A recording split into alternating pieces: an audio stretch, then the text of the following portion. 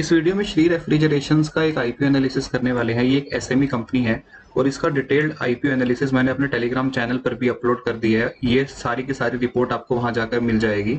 सबसे पहले बात करते हैं स्टॉक के प्राइस बैंड को लेके। 119 से 125 रुपए इसका प्राइस बैंड है और इसकी जो आईपीओ की क्लोजिंग डेट है वो 29 ऑफ जुलाई है। बिजनेस ओवरव्यू की बात करें तो मोस्टली B2B सेल्स रहती है इनकी, जो कि ऑटोमोटिव, केमिकल और फार्मा कंपनीज को रहती हैं। और इनकी जो जियोग्राफिक प्रेजेंस है वो मोस्टली डोमेस्टिक ही है।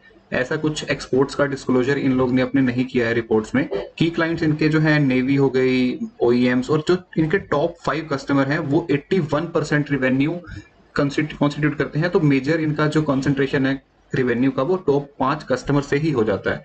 फाइनेंशियल स्नैपशॉट की अगर आप बात करें तो आप ये समरी रेफर कर सकते हैं। इससे हमें ये पता चल रहा है कि जो रिवेन्यू और प्रॉफिट आफ्टर टैक्स ग्रोथ है वो अच्छी ग्रोथ रही है इनकी। और रिसेंट में इनके मार्जिन और रिटर्न रेशियोस डिप हुए हैं, जो कि इनकी हायर वर्किंग कैपिटल और स्केल इन्होंने किया अपने बिजनेस को, उसकी कॉस्ट की वजह से है। वैल्यूएशन की बात करें तो ये एक रेड फ्लैग है। वैल्यूएशंस इसकी स्ट्रेच्ड हैं, मतलब जो इन्होंने वैल्यूएशन मांगी है ऐसा नहीं है कि आपको सस्ता आईपीओ मिल रहा है, स्ट्रेच्ड वैल्यूएशंस हैं। की strength, growth drivers, risk and red flags आप खुद से पढ़ सकते हैं। बेसिकली इनका हाई ईबिटा है, डेट वगैरह कम है, तो ये सब चीजें इनकी पॉजिटिव हैं। प्रमोटर और मैनेजमेंट क्वालिटी बहुत बढ़िया है, कोई दिक्कत नहीं लगी मुझे यहाँ पे। ESG स्कोर कार्ड जो है, यानी कि एनवायरमेंट, सोशल एंड गवर्नेंस वगैरह, तो वो ओके है, कुछ ऐसा दिक्कत नहीं लगी और ऐसा कुछ बढ़िया भी नहीं लगा मुझे। Working capital and cash flow का अगर हम एनालिसिस करें तो नेगेटिव कैश फ्लो हमें कंटिन्यूअसली देखने को मिल रहा है। अगेन ये नेगेटिव है, वर्किंग कैपिटल इन्होंने बढ़ाई है, लेकिन कैश फ्लोज देखकर मजा नहीं आया। सप्लाई चेन मार्जिन ड्यूरेबिलिटी ठीक है, कोई ऐसी मतलब दिक्कत नहीं लगी।